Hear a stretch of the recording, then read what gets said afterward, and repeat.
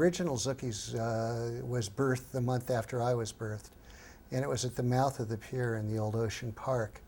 And we had big windows in front that looked up along the mouth of the pier all the way to the end.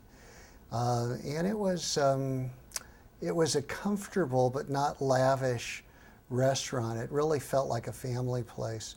Certainly a step up from a coffee shop, but not a fancy restaurant. We opened the biggest and the best looking deli down there with leather booths and, you know, in fact, we even had toasters on the tables and telephones, something that had never been done before.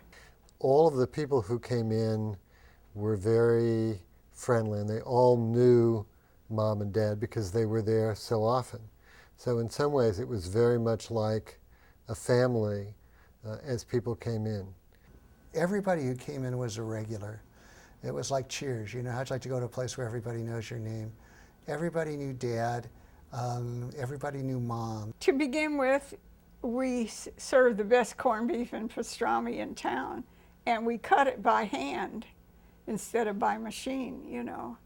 And we had all the fancy cheeses and could introduce them to the cheeses. We gave bites to everybody, you know. We had the Tom Crumpler malts, and we had chicken in the pot, and fresh balinces, and, you know, and we had a very good cook at the time. And Hi would be in the front window talking to people as they passed and making sandwiches from the front window. And we were very popular with the carnies. The carnies are the people that own the stands at the pier. They were not always the most upright people, but amongst themselves they were good people, you know. There was an article in the paper, a Santa Monica paper, about the carnies, and it was not a nice article. And they mentioned Hi as being part of them, which of course he wasn't, but they said he was part of them. He was like the Mickey Cone of the gang. Well, of course he was heartsick about that, you know, and he says, well, that's it. I'm going to move the store. I don't want to be associated with these people anymore.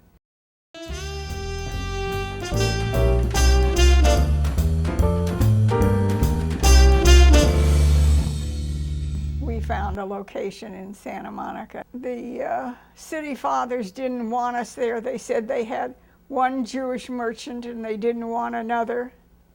And that's all Hi had to hear. He says, they don't want me. This Jew's going to be there. And we found this fabulous location. We hired the best architect in town, and I went to the stone quarry, picked out every stone myself. The store was gorgeous, really a knockout, the biggest, the most unusual. The second Zucky's, which was open when I was 7 and Jeff was 5, in Santa Monica, was a gorgeous place, and it was a very forward design. I don't think that the area had ever seen anything like it. The sign above was large, neon, and it actually was Mom's signature. And I thought that was very cool. And the restaurant had a lot of stacked, I think it was called flagstone, but I couldn't be sure about that, but very Bouquet Canyon-y, pinkish colored rock and big windows, and orange tiles that looked almost like brick, except they were shiny. And every few of them, every few rows, they'd have one that had a Z that was the same Z we had in the sign. Really a beautiful place, nice plants in front. The most inviting looking restaurant in Santa Monica for sure. When we were designing menus, they did a cartoon of both Hi and Freddie, and they asked where the sign came, what Zucky stood for. And Hi says, oh, that's my wife's name. And the guy that was designing the thing said, well, how does she write it? And he had me write it out for him. And he says, that's it. He says, we're going to use that on the front of the menu and put your two faces on, and that'll be the motto. And it had been called Zucky's from the day one, you know. So that's how the sign came about. The whole front of the store were liquor cases and fancy foods at that time, because we knew all about it. In fact, I took a class in liquor, you know, learned about all the different kinds of liquor and the fancy foods. And when we were busy in the store, we had customers waiting, I used to make hors d'oeuvres out of the fancy groceries and serve them to our customers to teach them how to eat these things, you know. We taught a lot of people how to eat. They loved the Jewish pickles and the balinces. We had one customer that came in and ate balinces and put ketchup on them. It drove my husband crazy. He couldn't stand it. He finally said to the man one day, I'm going to teach you how to eat balinces. And he ordered balinces and served them to him with sour cream and jelly, and the man says, this is delicious. It was very successful there. And several things that I remember. One is Dad almost always being there, day after day, and he would work sometimes seating people, and other times he would stand in front of the chefs and help them, the cooks, and help them get the orders done correctly. And he would read off so that from the waitresses' tickets, so that the cooks wouldn't have to stop and read. So that made things go faster. And every now and then there would be people who would upset him dramatically, and I could always hear him muttering under his breath words that I won't repeat here on camera. Dad had a very low boiling point, and one of the things which he would never take, he grew up a tough kid and in a tough neighborhood, was anything that smacked of anti-Semitism. And we had a guy coming off the street, sort of a bandy-legged, tough guy, not too big, about the same size as Dad. And he started, he was a little drunk, and he started making overt anti-Semitic remarks. And Dad grabbed him by the collar and the belt, and he said, and he just rushed him through the back door, except that it was interesting. Dad stopped, and he opened the door, and he said to the fellow, you follow me out. And the guy did, and then they went across the street, and Dad beat the living crap out of him. And I was there when this happened, and he came in, and I said, Dad, I got all of it except the part where you told him to follow you out. He said, well, I could have been liable if I had chased him out of the store and started to beat him up, but since he was chasing me out to try and pick a fight with me, I was justified in defending myself. You know, Dad was not a big guy. He was very strong, or at least that's my recollection, but he was unbelievably tough. And he was the toughest guy I ever met and the most loving man I ever met. And it's always been my privilege to be compared to my dad. You know, the whole family worked in the restaurant, and Mom would often work as hostess, and she was, of course, very good at it because all the customers loved to see her. She's a beautiful woman, always dressed to the nines, striking. A block from our restaurant was a men's store owned by the Caruso family, devout Catholics. They were the paragons of St. Monica's a few blocks away. And it was Ash Wednesday, and Mike Caruso came in for lunch, as he did almost every day, very dapper, exquisitely attired. And Mom sees, of course, the telltale ashes on his forehead. And she says, Mike, wait a minute. You got something on your forehead. I thought Dad was going to cut her hand off, and ran over before, and Mike is backing away like this. You know, sometimes the best stories are the best stories, and I can't improve on that visual, which I will carry with me forever. I worked a lot with Mom upstairs doing the catering. And for a long time, there really was no catering business. And then it turns out that Mom had this very artistic ability when it came to putting meat and cheese and things like that on platters. And you wouldn't think that was a big deal, except that it turned into a really big part of the business. And we wound up doing a lot of parties, Christmas parties and things for offices and in people's homes. And it's one of the chances that I had to spend a lot of time with Mom at the restaurant. We used to make our sweet potatoes with apricots and bananas, sliced bananas. Nobody had ever had them like that, you know. And we were really famous for our dishes. We served the first chicken in the pot that had ever been served in California. One day I was taking bagels home, and I said to our sales guy, I said, listen, slice them real thin. Put them on the slicer and slice them real thin for me. So he did that. He sliced them into like about 5 pieces.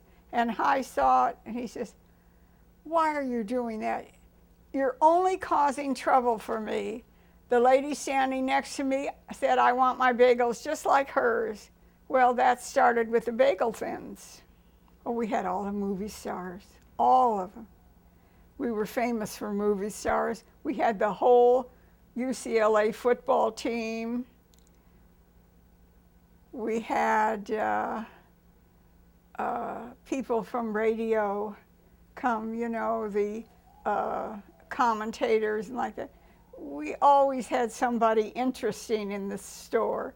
And in the morning at like 7:30 in the morning, all the dentists would come in, and they'd sit in one big booth and talk about what they were going to charge that day for fillings and all, you know. So we were the hangout, really the hangout. In fact, when we opened, we were right next to the brokerage office, and we had them put a brokerage tape machine in our store.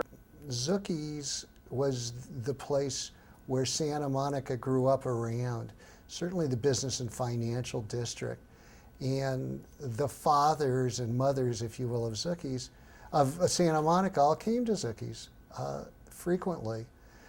Santa Monica Bank, which was really the cornerstone of the area, they used to have informal meetings of the owners and the board members at Zucky's. We had people coming in there 5 days a week before they started work, all the stockbrokers, the dentists, the business people in the area. So it really was a landmark, as Dad was fond of saying. It was an institution from a corned beef sandwich. Santa Monica has since declared Zucky's, the restaurant and the sign, as an historic landmark.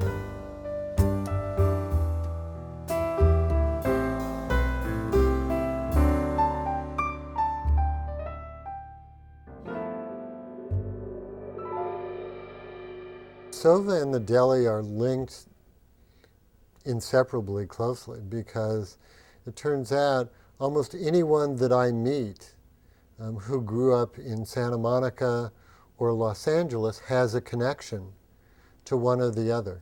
And when we first started SOVA, it was in sort of an old bar restaurant, kind of a cowboy bar, and if you went in there with a tie on, they would cut the tie off because you were too formal. So the decor of the inside of SOVA was a lot of hanging ties or pieces of ties.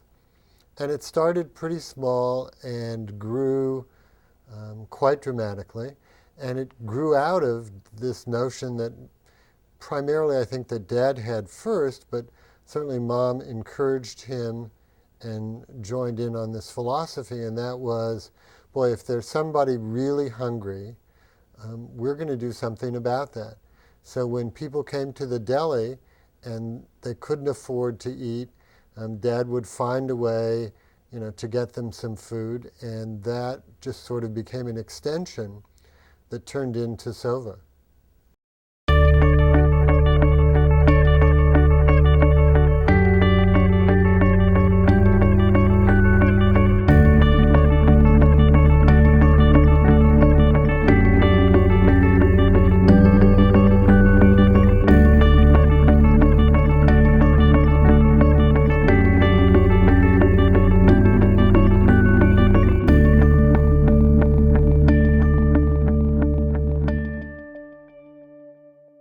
SOVA's a good example of good living.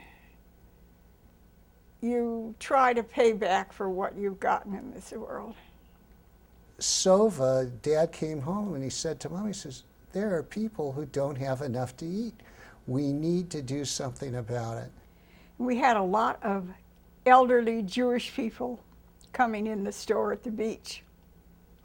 They used to live at the beach, and they had benches out along the boardwalk, you know, and they used to tell Hi, you know, my son forgot to send me a check this month, or I ran out of money. He'd say, don't worry about it. You'll come in, you'll eat. Don't worry about it. So we really fed all the elderly Jewish people down there. And in the wintertime, when things were bitter, we fed the carnies too. Dad was what I call an AZ person. Dad would see A and get to Z very, very quickly. Not such a great detail person. Mom, however, is a BY person. Mom could go from B to C to D in a very, very straight line and iron out the details, and has marvelous staying power. And SOVA was birthed because of Dad, but SOVA grew up and exists because of Mom, and Mom's ability to manage that project through all of its iterations. Dad raised the seed money for SOVA, but if you would look at the record, you would find that Mom has raised on her own more money than everybody else combined, including Dad, to sustain SOVA and to grow it. Mom is in some ways very ladylike. She can be very proper, but she can also be very earthy, and she knows how to get down and do the work, not just stand back and tell other people how to do it. And one day she was cleaning up at the end of the day at SOVA, and she was taking the trash in a big, huge plastic trash bag out to a dumpster and back, and she swung the bag up to throw it into the dumpster, and she didn't let go soon enough. And the bag carried her over the lip of the dumpster, and she wound up head first with her feet sticking out in the dumpster. And fortunately, after a while, some man came along and pulled her out, because who knows how long she might have been there. And I can just sort of picture Mom and, you know, the nice jewelry and some makeup and coming from the beauty parlor, but being head first stuck in a dumpster. I think you have to pay your way in life. You have to do something for the rest of the people in the rest of the world to make it matter that you're even here. I've received many awards for things that I've done. Not that I deserve them, but that was my lot, and there's nothing more rewarding than to have someone else realize what you've done is important and for the good of someone else. It really makes life living.